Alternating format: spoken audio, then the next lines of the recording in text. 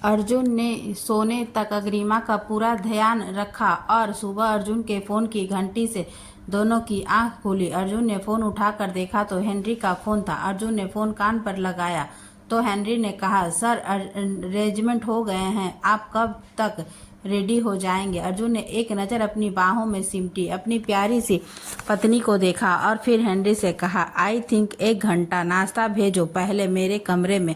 Henry ने कुछ कहा और फ़ोन कट कर गया। फ़ोन काटने के बाद अर्जुन ने प्यार से अग्रिमा को उठाया और उससे कहा, गेट रेडी स्वीटहार्ट, आज से हम अपना असली हनीमून मनाने वाले हैं। तो अग्रिमा उसे ना समझी की नज़रों से देखने लगी। अर्जुन ने मुस्कुराते हुए उससे पूछा, क्या तुमने ऐसा ही हनीमून सोचा था या तुम्हें ऐसा ही हनीमून पसंद है कि बस हम यहाँ रहें, घूमने जाएं, खाए पिए और रूम में आकर कुछ प्राइवेट मोमेंट एंजॉय करें, या इससे अलग कुछ? अग्रिमा ने उसकी इस बात का जवाब देने के लिए एक पल सोचा और फिर कहा, सच कहूँ अर्जुन, तो मैंने कभी हनीमून सोचा ही नहीं था। मैंने तो बस मरने से पहले एक बार आपको गले लगाने का ख्वाब देखा था और ये बिल्कुल नहीं सोचा था कि आपको हर पल हर वक्त अपने पास महसूस कर पाऊंगी। इसलिए मेरे लिए आपके साथ बिताना हर मोमेंट वैसे ही बहुत स्पेशल है। लेकिन अगर आपने कुछ स्पेशल सोचा है तो मैं जानती हूँ कि वो बहुत खूबसूरत होगा। अग्रिमा की बात सुनकर अर्जुन का दिल धड़क उठा। वो खुद भी हल्का सा इमोशनल हो गया, लेकिन फिर उसने अग्रिमा के माथे पर हल्का सा टेप करते हुए कहा, तुम ना मुझे भी इमोशनल कर दिया करो। चलो तैयार हो जाओ, देखते हैं मेरी पसंद तुम्हें पसंद आती है या नहीं। कुछ ही देर में वो दोनों तैयार हो गए और तब तक नाश्ता भी आ गया था। दोनों ने नाश्ता किया और अर्जुन ने कहा, मैं किसी स्टाफ को भेजता हूँ पैकिंग करने के लिए, तुम अपने आप को तकलीफ मत देना और मैं तब तक कुछ क्लियरेंस लेकर आता हूँ। क्लियरेंस की बात सुनकर अग्रिमा को कुछ समझ नहीं आया तो उसने अर्जुन से पूछा, अर्जुन हम कहाँ जा रहे हैं? कम से कम बता तो दीजिए। अर्जुन ने अपने जाने माने एटीट्यूड से कहा, बताना होता तो तुम्हें पहले ही बता देता, नहीं बता रहा हूँ क्योंकि मुझे नहीं बताना है, ये तुम्हें वही जाकर पता चलेगा और मुझे तुम्हारा रियल रिएक्शन देखना है। सो गेट रेडी स्वीटहार्ट, मैं भेजता हूँ किसी को। अग्रिमा ने कुछ सोचकर अर्जुन से कहा, नहीं, किसी को भेजने की ज़रूरत नहीं है, I will do the packing. Arjun ने उसे सख्ती से घूरते हुए कहा, कोई ज़रूरत नहीं है शक्तिमान बनने की, मैं भेज रहा हूँ किसी को। अब की बार अग्रिमा ने उसे घूरा और कहा, अर्जुन यहाँ मेरी कुछ प्राइवेट चीज़ें भी है जो मैं किसी और से पैक नहीं करवाने वाली। तो अर्जुन ने उसके पास आकर उसके होठों को हल्का सा चूम लिया और फिर कहा, एक काम करो, अपनी प्राइवेट चीज़ें तुम खुद पैक कर लो और बाकी की पैकिंग कोई और कर देगा, ठीक है? नाउ नो मोर आर्गूमेंट, और मैं आधे घंटे तक आता हूँ। अर्जुन बाहर चला गया और अग्रिमा ने कुछ सामान पैक कर लिया और कुछ निकाल कर रख दिया। 5 मिनट बाद ही एक रूम सर्विस की तरफ से एक लड़की आई और उसने अग्रिमा को पैकिंग करने में हेल्प की। उस लड़की के जाने के बाद अग्रिमा एक बार रूम में सब सामान चेक कर रही थी कि कुछ छूट तो नहीं गया। तभी दरवाज़ा नॉक हुआ तो अर्जुन के साथ होटल का कुछ स्टाफ वहां खड़ा था, जिनके हाथ में एक बड़ा सा फूलों का गुलदस्ता था और वो लोग अग्रिमा को सॉरी बोलने आए थे। उनमें से किसी को नहीं पता था कि अग्रिमा को शराब से एलर्जी है। अग्रिमा ने प्यार से उनसे सॉरी ना बोलने के लिए कहा, क्योंकि किसी ने भी कुछ जानबूझकर नहीं किया था। सबसे कुछ देर बात करने के बाद अर्जुन और अग्रिमा वहां से चेक आउट कर गए। वो दोनों लिफ्ट में थे कि लिफ्ट ऊपर की तरफ जाने लगी। अग्रिमा ने देखा तो टेरेस का बटन प्रेस था। अग्रिमा ने अर्जुन की तरफ देखा जो अपने फ़ोन में कुछ कर रहा था। उसने अर्जुन से कहा, अर्जुन हम टेरेस पर क्यों जा रहे हैं? अर्जुन ने उसके कंधे में अपनी बाह डाली और कहा, surprise in on my sweetheart. Agrima जब तक कुछ कहती तब तक वो टेरेस पर पहुंच चुके थे। लिफ्ट खुली और अर्जुन अपनी जान का हाथ पकड़कर बाहर निकला और बाहर का नज़ारा देखकर तो अग्रिमा का मुंह खुल गया और उसने अपने मुंह पर अपना हाथ रख लिया, क्योंकि उसके सामने बहुत सी ड्रेसिंग हेलीकॉप्टर खड़ा था जो शायद अर्जुन और अग्रिमा के लिए था। अग्रिमा ने अर्जुन की तरफ देखा तो अर्जुन मुस्कुरा दिया और इस बार अग्रिमा ने बिना किसी गार्ड और सिक्योरिटी वाले की परवाह किए अर्जुन को गले लगा लिया। तो अर्जुन ने भी हंसते हुए उसे अपनी बाहों में समेट लिया। अर्जुन ने गार्ड को इशारा किया तो उसने सारा सामान हेलीकॉप्टर में रखा और अर्जुन ने बड़े ही स्टाइल के साथ अग्रिमा को आगे चलने का इशारा किया तो अग्रिमा खुशी खुशी आगे चलने लगी। अर्जुन खुद पहले हेलीकॉप्टर पर चढ़ा और फिर उसने हाथ देकर अग्रिमा को अपने पास बैठा लिया। अग्रिमा के लिए एक्सपीरियंस पैराग्लाइडिंग से कम नहीं था। हेलीकॉप्टर स्टार्ट हुआ और वो दोनों एक नई मंजिल के लिए निकल गए। तकरीबन आधे पौने घंटे की राइड के बाद अग्रिमा ने नीचे की तरफ देखा तो समंदर के बीचों बीच उसे एक टापू नजर आ रहा था। अग्रिमा ने अविश्वास से अर्जुन की तरफ देखा और पूछा, हम किसी आइलैंड पर जा रहे हैं। अर्जुन ने उसके हाथ को चूम लिया और अग्रिमा आज पहली बार खुशी से नाचने वाली थी, लेकिन हेलीकॉप्टर नाचने के लिए अच्छी जगह नहीं थी, इसलिए उस बेचारी को बस खुश होकर रह जाना पड़ा। वहीं अर्जुन अग्रिमा को इतना खुश देखकर खुद भी बहुत खुश था। कुछ देर बाद हेलीकॉप्टर लैंड हुआ और अर्जुन और अग्रिमा एक बैटरी वाली कार के थ्रू एक होम स्टे के सामने पहुंचे तो देखने में बहुत ही सुंदर और खूबसूरत था। चारों तरफ ग्रीनरी, समुद्र के बीचों बीच छोटा सा आइलैंड था। ये यहाँ की प्रकृति खूबसूरती किसी को भी दीवाना बनाने के लिए काफ़ी थी। और फिर हमारे कपल तो पहले ही दीवाने थे। अर्जुन और अपनी सनशाइन के साथ उस घर के अंदर गया तो 2 कमरों का एक छोटा सा खूबसूरत सा लकड़ी का बना हुआ घर, बिल्कुल सपनों के घर जैसा। बाहर एक वेल मेटेड बगीचा, 2 सुव्यवस्थित कमरे, एक मीडियम साइज का हॉल और उसके साथ किचन, बिल्कुल वैसा जैसा अग्रिमा को पसंद था। अर्जुन ने उसे बताया कि वो दोनों यहाँ 10 दिन अकेले रहने वाले हैं। घूमने फिरने के लिए बहुत ज़्यादा कुछ नहीं है, 1-2 बीचेज है जहाँ पैदल जा सकते हैं और ग्रीनरी। अर्जुन ने प्यार से अपनी जान का हाथ थामते हुए कहा, सनशाइन, मैं चाहता हूँ तो तुम्हें वर्ल्ड टूर पर भी ले जा सकता था, लेकिन मैं जानता हूँ तुम्हें क्या चाहिए और मैं खुद भी यही चाहता हूँ कि हम दोनों साथ में वक्त बिताए। यहाँ हम दोनों अकेले रहने वाले हैं। हम अपना काम खुद करेंगे, अपना काम खुद बनाएंगे, एक दूसरे को खिलाएंगे, मूवी देखेंगे, गेम्स खेलेंगे, टाइम स्पेंड करेंगे, एक दूसरे को जानेंगे, समझेंगे।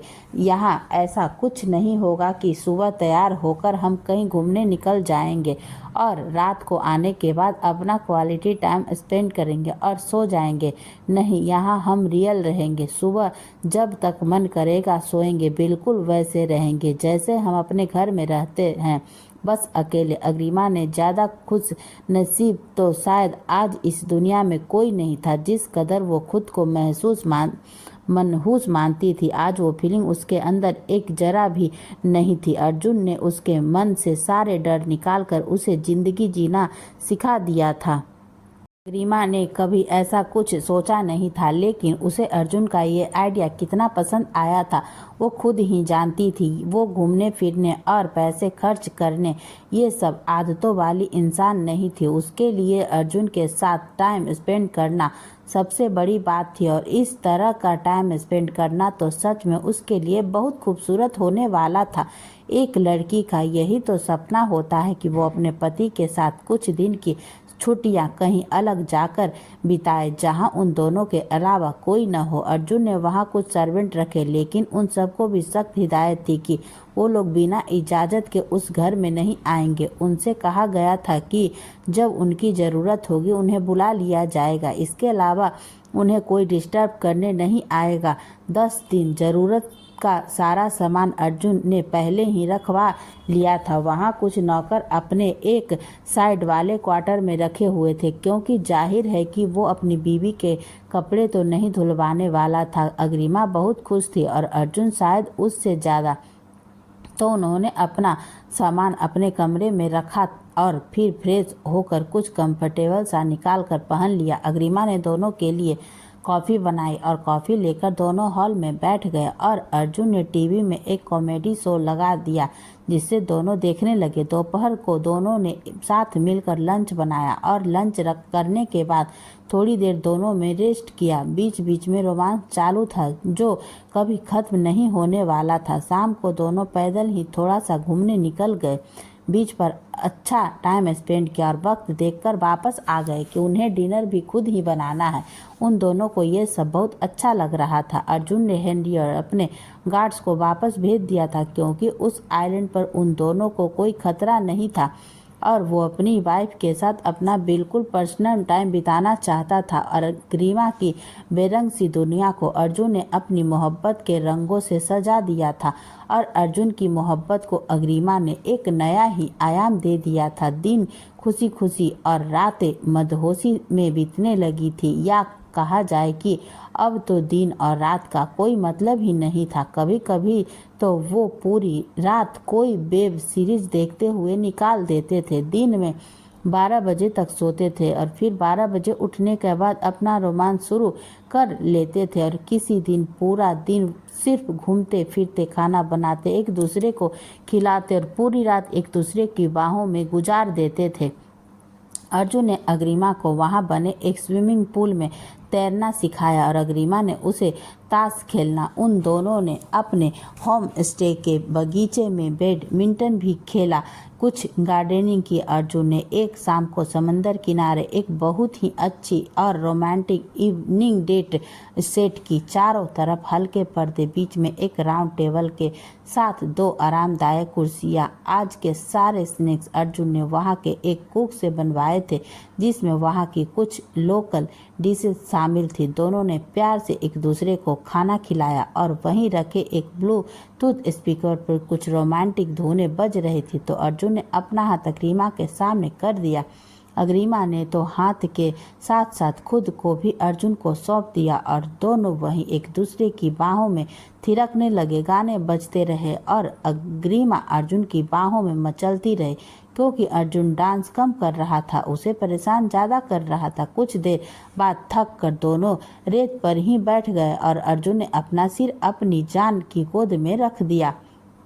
अर्जुन ने जाने कितनी देर वहां रेत में बैठी अग्रिमा की गोद में सिर रखकर लेटा रहा और अपने उसके बालों से खेलते हुए उससे बातें करता रहा। अग्रिमा भी उसके बालों में हाथ फेरते हुए उसकी बातों की जवाब देती रही। ये कहना गलत नहीं होगा कि ये उनकी ज़िंदगी का सबसे हसीन वक्त था जो दोनों इस वक्त जी रहे थे। हर तरह की दुनियादारी और सांसारिकता से दूर होकर दोनों सिर्फ एक दूसरे के लिए और एक दूसरे के साथ यहाँ खुशी से रह रहे थे। अर्जुन के हर दिन के 2 घंटे फिक्स थे जब वो अपने डेट से बिजनेस रिलेटेड बातें करता था और कुंज से बाकी के अपडेट लेता था। उन 2 घंटे में अग्रिमा हमेशा अपनी पूजा करती थी। उसने यहाँ आने के बाद एक भगवान की मूर्ति रखकर एक छोटा सा मंदिर यहाँ भी बनवा ही लिया था। इसी तरह एक हफ्ता बीतने वाला था। अर्जुन ने ये सब 10 दिन के लिए बुक किया था क्योंकि वो श्योर नहीं था कि उसे और अग्रिमा को ये सब पसंद आएगा या नहीं, लेकिन ये उन दोनों को इतना पसंद आया था कि उन्हें 10 दिन बहुत कम लग रहे थे। अर्जुन के मन में ख्याल भी आ रहा था कि उसे कुछ वक्त बढ़ा देना चाहिए, 3-4 दिन और रुकना चाहिए, लेकिन लालच की कोई सीमा नहीं होती। 3-4 दिन रुकने के बाद भी और उनके मन में दोबारा यही आता कि उन्हें कुछ दिन और रुक जाना चाहिए। अगले दिन अर्जुन ने अग्रिमा से कहा कि वो कुछ देर आराम कर ले क्योंकि अर्जुन को कुछ काम से बाहर जाना है और अग्रिमा को समझ नहीं आया कि अर्जुन को यहाँ क्या काम है। तो उसके पूछने पर अर्जुन ने उसे बताया कि हेनरी आया है, कुछ इम्पोर्टेंट बिजनेस मीट के रिलेटेड डॉक्यूमेंट साइन करने हैं। अग्रिमा पहले तो सोचने लगी कि ऐसी कौन सी डील है जिसके बारे में अर्जुन ने उसे नहीं बताया, लेकिन फिर उसने ज़्यादा कुछ ना सोचते हुए उससे कहा ठीक है, पर आप उन्हें यहीं क्यों नहीं बुला लेते। अर्जुन ने कहा नहीं, यह हमारा पर्सनल एरिया है, यहाँ मैं किसी को नहीं बुला रहा। यही पास में एक छोटा सा कैफे, मैं वहीं जा रहा हूँ। तकरीबन 1 घंटे बाद अर्जुन वापस आया तो अग्रिमा किचन में उसका फेवरेट इटालियन खाना बना रही थी। अर्जुन ने उसे पीछे से हक करते हुए कहा, जान I have a surprise for you. Agrima ने पीछे मुड़कर देखा तो अर्जुन के उसके हाथ में कुछ डॉक्यूमेंट्स रख दिए। अग्रिमा उन डॉक्यूमेंट्स को देखने लगी और जैसे ही उसे समझ आया उसने अर्जुन की तरफ देखा तो अर्जुन ने हाँ में अपना गर्दन हिलाया। अग्रिमा ने थोड़ा भावुक होकर उससे कहा, आप बहुत गलत आदतें डाल रहे हैं मुझे। इस तरह बिना बोले हर ख्वाहिश पूरी करने लगेंगे तो मैं बहुत बिगड़ जाऊंगी। अर्जुन ने उसकी कमर में हाथ फंसाकर उसने अपने करीब करते हुए बोला, तुम बिगड़ो तो सही, मैं तो इंतजार कर रहा हूँ उस दिन का जिस दिन तुम बिगड़ोगी। अग्रिमा ने उसके गले में बाहें डालते हुए कहा, क्या जरूरत थी अर्जुन इस घर को खरीदने की? जो अर्जुन ने प्यार से उससे कहा, यहाँ हमारी इतनी सारी यादें हैं और मैं हमारी यादों पर किसी और की यादें नहीं बनने देना चाहता। मैं नहीं चाहता सनशाइन, मैं यहाँ अगले साल आऊँगा, 2 साल बाद आऊँगा या 5 साल बाद आऊँगा, पर अब यहाँ सिर्फ हम दोनों ही आएंगे और कोई नहीं आएगा। अग्रिमा के पास सब नहीं बचे थे तो उसने अर्जुन के होठों पर अपने होठ रखकर उसे शुक्रिया अदा किया और अर्जुन ने हमेशा की तरह उस शुक्रिया को बहुत लंबा खींच लिया। घर पर कोई था नहीं तो दोनों को कोई फिक्र नहीं थी कि कोई देख लेगा या कोई क्या सोचेगा। और कुछ देर बाद अर्जुन गोद में उठाए अपनी जान को अपने बेडरूम की तरफ बढ़ गया। अपनी ज़िंदगी के बेहद खूबसूरत हसीन लम्हों को जीने के बाद आज अर्जुन और अग्रिमा वापस घर के लिए निकल गए थे। ये हनीमून उनके लिए सिर्फ हनीमून नहीं था बल्कि उनके लिए एक ऐसा गोल्डन पीरियड था जिसने उनके रिश्ते को एक टूट मजबूती दे दी थी। वो दोनों नहीं जानते थे कि अगली बार वो यहाँ कब आएंगे और दोबारा कभी यहाँ आएंगे भी तो भी ये पहली बार वाली फीलिंग तो कभी नहीं आएगी। यहाँ आकर दोनों में एक दूसरे को बिल्कुल बेसिक अर्जुन और अग्रिमा के रूबरू करवाया था। अर्जुन खाना बनाने में कितना बुरा था ये अग्रिमा को यहाँ आकर पता चला था और अग्रिमा वेब सीरीज की कितनी शौकीन थी अर्जुन को भी ये बात यहीं आकर पता चली थी। एक दूसरे की सारी अच्छी बुरी आदतें वो यहाँ जान चुके थे और अग्रिमा जान चुकी थी अपने पति की अतरंगी सी ख्वाहिशों की एक लंबी सी लिस्ट जिसमें से कुछ पूरी हो चुकी थी और कुछ अग्रिमा की शर्म ने अधूरी छोड़ दी थी, या यूँ कहें अर्जुन की लिस्ट ही इतनी लंबी थी कि उसके पास शायद वक्त खत्म हो गया था। वापसी में अर्जुन ने कुछ सोचते हुए अपने कंधे पर सिर रख कर बैठी अपनी सनशाइन को देखा और उससे पूछा, जान? अग्रिमा ने बिना अपनी आंखें खोले कहा, हाँ। अर्जुन ने प्यार से उसके माथे को साइड से चूमते हुए पूछा, कैसा था ट्रिप? अग्रिमा ने अर्जुन की बाह पर अपनी पकड़ कसते हुए कहा, मैंने अपने उन सपनों को हकीकत में जिया है अर्जुन, जो मैंने कभी सपनों में भी नहीं देखे थे। ट्रिप कैसा था ये बताने के लिए मेरे पास शब्द नहीं है।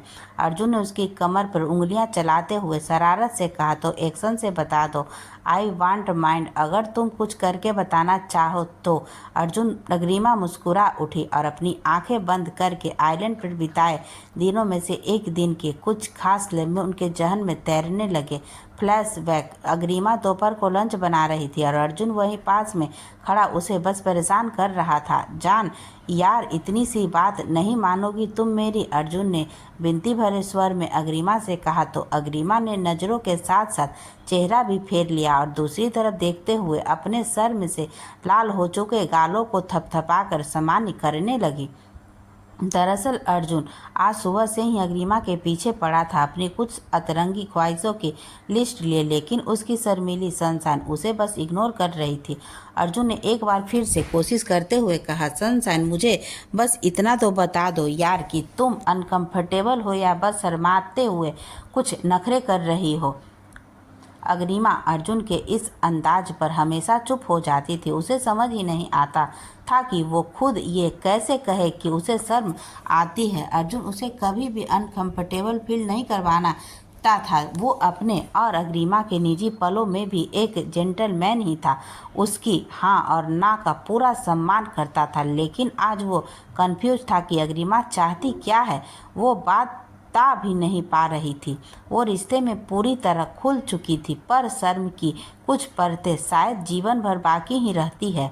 आखिर में अर्जुन एक गहरी सांस लेकर किचन से बाहर चला गया तो अग्रिमा को थोड़ा बुरा लगा। आज पहली बार अर्जुन थोड़ा मायूस नजर आया उसे। वो बाहर आई तो अर्जुन हॉल में बैठा टीवी पर न्यूज देख रहा था। अग्रिमा ने कुछ सोचा और रूम की तरफ चली गई। अर्जुन ने भी उसे देख लिया तो लिया था, पर आज उसने सोच लिया था कि अग्रिमा खुद आकर पहले उससे बात करेगी। आज वो भी जिद करके रूठ सा गया था।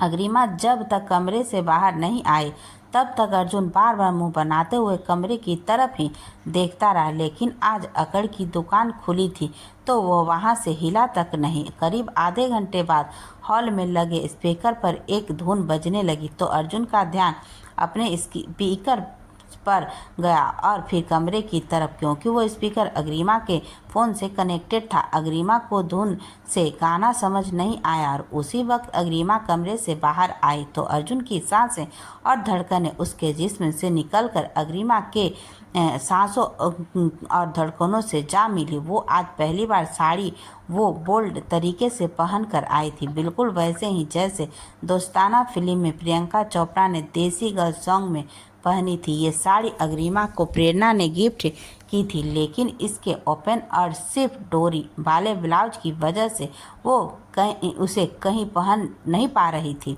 पर आज अर्जुन की मायूसी ने उसके दिल को ऐसा कुछ करने को मजबूर कर दिया था जो उसके ख्यालों से बाहर था। दरअसल वो अर्जुन को बताना चाहती थी कि वो उसके लिए बहुत मायने रखता है, पर कुछ चीज़ों के लिए उसे भी वक्त लगेगा। अर्जुन उसे देखकर सोफे से अपने आप ही खड़ा हो गया और उसकी गोद में रखा लैपटॉप जमीन पर गिरकर दो टुकड़ों में बिखर चुका था। अग्रिमा को उस रिएक्शन देखकर हंसी भी आ रही थी और शर्म, लेकिन अर्जुन वो तो बस आंखें फाड़े सनशाइन को देख रहा था और उसकी आंखों के सामने वो मंदिर वाला नज़ारा घूम रहा था जब उसने सनशाइन को पहली बार देखा था। क्या ये वही लड़की है? तभी उसके कानों में गाने के बोल पड़े। कोई कैसे उन्हें ये समझाए, सजनिया के मन में अभी इनकार है। अब अर्जुन की आंखों में मस्ती और शरारत उतरने लगी थी, लेकिन उसने खुद को थोड़ा कठोर बनाए रखा और अपनी जगह पर खड़ा रहा। अग्रिमा ने उसके पास आकर एक्टिंग करते हुए फिर से गुनगुनाया, कोई कैसे उन्हें ये समझाए, सजनिया के मन में अभी इनकार है। जाने बलमा घोड़े पर क्यों सवार है, जाने बलमा घोड़े पर क्यों सवार है। ऊपर की दो लाइनों को सुनकर तो अर्जुन को हंसी आ गई, लेकिन अग्रिमा ने अपना डांस वाला एक्ट जारी रखा। धीरे धीरे जतन करने से दुल्हनिया के खुलते हृदय के द्वार है। जाने बलमा घोड़े पर क्यों सवार है, जाने बलमा घोड़े पर क्यों सवार है। अर्जुन बड़ी ही दिलचस्पी से अपनी जान का ये अलग और बोल्ड सा अंदाज देखता रहा। उसने अपने हाथ अपने सीने पर बांध रखे थे। बालों में बढ़ के गजरा लगाना, नज़दीक आने का है बहाना, सब जान के भी छलिया के छल से मुश्किल है बचा पाना। ओह अखियों से डग के बहरना, वो जाने बत्तियों से जुर्माना, जो मैं टोकूं कहाँ न मेरा जान माने। भवों को ऐसे ताने बहस बेकार है। जाने बलमा घोड़े पर क्यों सवार है, जाने बलमा घोड़े पर क्यों सवार है। अग्रिमा उसके पास आकर उसकी बाहों में झूलते हुए और उसके पीछे जाकर उसके कंधों को पकड़कर उसे अपने साथ इन्वॉल्व कर रही थी। कोई कैसे उन्हें ये समझाए, सब्र करने से ही फलता प्यार है। जाने बलमा घोड़े पर क्यों सवार है, जाने बलमा घोड़े पर क्यों सवार है। गाने की आखिरी कुछ शब्दों पर अग्रिमा ने सामने से आकर अर्जुन के गले में अपनी बाहें लपेट दी और कुछ ऐसे फेस एक्सप्रेशन दिए कि अर्जुन ने अपने दिल के हाथों मजबूर होकर उसके होठों पर अपने होठ रख दिए और एग्रेसिव उसे चूमने लगा। अग्रिमा ने भी उसका भरपूर साथ दिया तो अर्जुन ने काफ़ी देर बाद ये सिलसिला ख़त्म किया और उसके माथे से अपना माथा जोड़ते हुए बोला, जान सॉरी, मैंने शायद थोड़ी ज़्यादा ही जिद कर दी आज। अग्रिमा ने हर बार की तरह बिना किसी सिकन के कहा, आपका हक है मुझे जिद करना, इवन आई एम सॉरी, कुछ चीज़ों के लिए मुझे शायद थोड़ा टाइम लगेगा, आई एम सॉरी। अर्जुन ने तुरंत ही उसे रोकते हुए, हमारे बीच सॉरी का कोई काम नहीं है जान, let's not a sorry, let's say I love you. ग्रीमा ने अर्जुन के गाल पर अपने होठ सजाने के बाद कहा, I love you too Arjun, और आपके मुंह से सॉरी मुझे बिल्कुल अच्छा नहीं लगता, आगे से कभी मत कहिएगा। अर्जुन ने उसे अपनी गोद में उठाया और कहा, नहीं कहूँगा, लेकिन तुम्हें जो भी अनकम्फर्टेबल लगे मुझसे वैसे ही कह दिया करो, अगली बार से मान जाऊंगा। मैंने थोड़ी जिद कर बस इसलिए क्योंकि मुझे लगा कि तुम शर्म की वजह से मना कर रही हो। ग्रीमा ने अब कुछ न कहते हुए अर्जुन के सीने में खुद को छुपा लिया। तो अर्जुन ने कहा, अपनी बोल्डनेस से तुमने आज मेरे होश उड़ा दिए हैं, तो मुझे कुछ देर होश में नहीं आना है। वो अपनी जान के साथ बेडरूम की तरफ चल दिया और एयरपोर्ट पर फ्लाइट की अनाउंसमेंट से अग्रिमा अपने उन लम्हों से बाहर आ गई। दोनों इसी तरह उन यादों को याद करते हुए घर पहुंचे। सब ने दोनों के खूब लाड लड़ाए, सब खुशनुमा चल रहा था और सब अपने अपने काम में व्यस्त हो गए थे। इसी तरह 2-3 दिन बीत गए। अर्जुन और अग्निमा वापस आने के बाद से कंपनी के काम में से व्यस्त थे, लेकिन आज वो दोनों काफ़ी चुप थे। दोनों की ही किसी उलझन में थे और शायद इसलिए एक दूसरे की उलझन देख नहीं पाए। रात का वक्त था। प्रताप मेंशन में सब डिनर टेबल पर बैठे थे। हंसी मजाक का माहौल था। बस अग्रिमा किसी सोच में थी और अब अर्जुन को भी ये महसूस हो चुका था। तभी अग्रिमा का फ़ोन बजा तो उसने तुरंत फ़ोन उठाकर कान पर लगाया तो सामने से कुछ कहा गया, जिस पर अग्रिमा ने बस इतना ही पूछा, how can you be so sure. सामने वाले ने कुछ कहा तो अग्रिमा ने उसके चेहरे के भाव बदल गए। तब तक सबका डिनर हो गया था। अजय जी ने टेबल से उठते हुए आनंदी जी से कहा, आधे घंटे बाद दूध भिजवाना रूम में। आनंदी जी ने भी उनकी बात मानने की हामी भरी और अजय जी जाने के तो अग्रिमा ने उनसे कहा, डैड कुछ बात करनी थी, थोड़ी देर स्टडी रूम में चलिए ना प्लीज़, थोड़ी अर्जेंट है। अर्जुन ने अग्रिमा की तरफ देखा तो अग्रिमा ने उससे पूछा, आप आ रहे हैं ना। कुछ देर बाद वो तीनों स्टडी में थे तो अग्रिमा ने अजय जी से कहा, डैड नोएडा से एक बिजनेस रिपोर्टर मेरी दोस्त है, उनसे इन्फो दी है कि सल्होत्रा लॉजिस्टिक कंपनी, कार्तिक जी की कंपनी जो अब अनुपमा जी के नाम है, अर्जुन खुद उसे ऑपरेट करवा रहा था और तनिक उसमें काम सीख रहा था, को मल्होत्रा ग्रुप टेक ओवर करना चाहता है। उन्हें अपनी किसी डील की वजह से इस कंपनी में खास दिलचस्पी है और श्योर वैल्यू कम होने के कारण उन्हें यहाँ प्रॉफिट नज़र आ रहा है। जय जी ने हल्की चिंता के साथ अर्जुन की तरफ देखा तो उसके भाव देखकर अग्रिमा और अजय जी दोनों ही समझ गए कि वो पहले से ये जानता है। अर्जुन को भी अब एहसास हो गया कि अग्रिमा आज क्यों चुप थी। अजय जी ने उससे कहा, अर्जुन अगर तुम पहले से सब जानते थे तो आई एम श्योर कि तुमने कुछ सोल्यूशन निकाल लिया होगा, लेकिन तुम अभी भी परेशान लग रहे हो, क्या बात है बेटा। अर्जुन ने अग्रिमा और अपने डैड को देखते हुए उससे कहा, डैड सल्होत्रा लॉजिस्टिक्स कंपनी को मल्होत्रा ग्रुप नहीं बल्कि प्रताप ग्रुप ओवरटेक कर रहा है और ये सारा काम कल हो जाएगा। मैं आपको सुबह सब कंफर्म होने के बाद बताने वाला था और तुम्हें भी। आखिर में अर्जुन ने अग्रिमा से कहा तो वो मुस्कुरा दी। उसने भी अर्जुन के डिसीजन का समर्थन करते हुए कहा, it's a great decision. Pratap group के अंदर आने के बाद कोई भी सल्होत्रा लॉजिस्टिक कंपनी को ओवरटेक करने की सोचेगा भी नहीं और फिर हम भी अच्छे से उस पर ध्यान दे पाएंगे। अजय जी ने भी अर्जुन से कहा, वो सब तो ठीक है बेटा, पर तुम अभी परेशान क्यों लग रहे हो। तो अर्जुन ने कहा, डैड कंपनी को सिर्फ टेक ओवर करने से कुछ ठीक नहीं होगा, मुझे उसके लिए एक बेहतर इंचार्ज चाहिए जो सब चीज़ों को हैंडल कर सके। ये फैक्ट है कि मैं अभी सल्होत्रा कंपनी को टाइम नहीं दे पा रहा हूँ क्योंकि मेरी प्रायोरिटी की लिस्ट बहुत लंबी है और ऊपर से ये फॉरेन कंपनी वाली डील अगले हफ्ते ये भी शुरू होने वाली है और उसके बाद मेरे पास बिल्कुल भी किसी चीज़ के लिए टाइम नहीं होगा। यहाँ तक कि प्रताप ग्रुप के कुछ मैटर्स भी मुझे आगे पीछे करने पड़ेंगे तो सल्होत्रा ग्रुप को संभालना। अर्जुन की परेशानी बिल्कुल सही थी। ये बात अजय जी और अग्रिमा जानते थे तो अग्रिमा ने उनसे कहा, अर्जुन आप अपनी कंपनी की किसी सीनियर मेंबर को यह काम सौंप सकते हैं क्योंकि अब सल्होत्रा ग्रुप भी प्रताप ग्रुप के अंदर आ जाएगा। तो किसी को वहाँ काम करने में कोई दिक्कत नहीं होगी। आपकी कंपनी के लोग काफ़ी टैलेंटेड हैं, मैं ये देख चुकी हूँ। अग्रिमा की बात सुनकर अर्जुन ने उसे घूरते हुए कहा, एक तो ये आपकी कंपनी बोलना बंद करो, तो वो उतनी ही तुम्हारी भी कंपनी है जितनी मेरी है। तो अग्रिमा झेप गई। अजय जी भी एक पल के लिए मुस्कुरा दिए, लेकिन फिर उन्होंने अर्जुन से कहा, कल टेक ओवर वाला प्रोसेस पूरा करो। अब तक मैं भी कुछ सोचता हूँ कि क्या कर सकते हैं।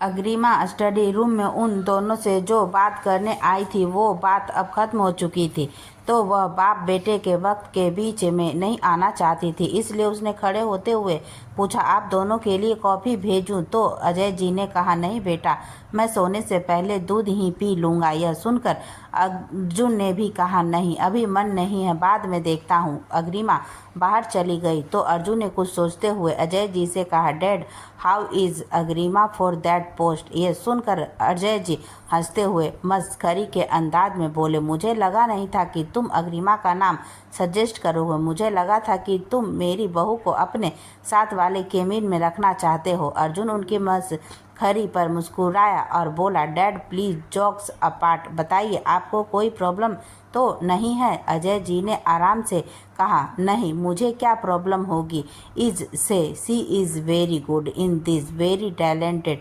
और मुझे पता है कि वो सब हैंडल भी कर लेगी।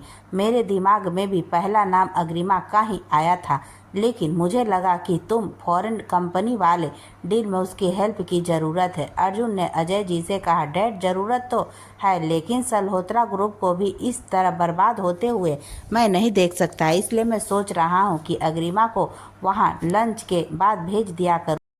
अभी इस कंपनी में इतना काम नहीं है कि वहाँ पूरा दिन लगाया जाए। अग्रिमा का मैनेजमेंट बहुत स्ट्रॉन्ग है, तो 4 घंटे में भी वो सब सॉर्ट आउट कर लेगी। वो अगर वहाँ 2 बजे से 6 बजे तक भी जाएगी तो भी इनफ टाइम होगा उसके लिए, और उसका मॉर्निंग वाला टाइम मैं उस फॉरेन कंपनी वाली डील के लिए यूटिलाइज करना चाहता हूँ। पर मुझे लग रहा है कि कहीं बुआ या बाकी किसी को इस चीज़ से प्रॉब्लम ना हो। अजय जी भी अर्जुन की परेशानी से अच्छे से वाकिफ थे, इसलिए उन्होंने अर्जुन से कहा, कम एक काम करते हैं, नीचे चलकर सबसे बात कर लेते हैं। अनुपमा भी वहाँ होगी तो सब आज हिसाब हो जाएगा, और फिर कल या परसों से अग्रिमा को सब हैंड ओवर कर देना। अर्जुन को भी अपने डैड का सुझाव अच्छा लगा, और आधे घंटे बाद अर्जुन ने सबको हॉल में बुलाया हुआ था। अर्जुन एक तरफ सोफे पर बैठा था और बाकी सब भी अपनी अपनी जगह पर बैठे थे। कि अग्रिमा किचन से आई तो अर्जुन ने उससे कहा, अग्रिमा जरा ये देखना। ये कहते हुए उसने अपना मोबाइल अग्रिमा की तरफ बढ़ा दिया तो अग्रिमा को लगा कि वह ज़रूरी चीज़ होगी। उसने जैसे ही मोबाइल की तरफ देखा, उसमें अर्जुन ने टाइप किया हुआ था, मेरे साथ ही बैठो, इधर उधर बैठने की सोचना भी मत। अग्रिमा ने ये देखकर बिना किसी भाव के अर्जुन को उसका मोबाइल वापस कर दिया, तो अर्जुन ने उसे हाथ से भी अपने पास बैठने का इशारा किया, और फिर अग्रिमा ना नहीं कर पाई और उसके पास बैठ गई। वैसे तो अर्जुन अपने परिवार के सामने ऐसी हरकतें कम ही करता था, पर आज उसे लग रहा था कि कहीं अग्रिमा के ऊपर कोई सवाल खड़ा ना हो, तो वो अग्रिमा को अपने पास रखना चाहता था।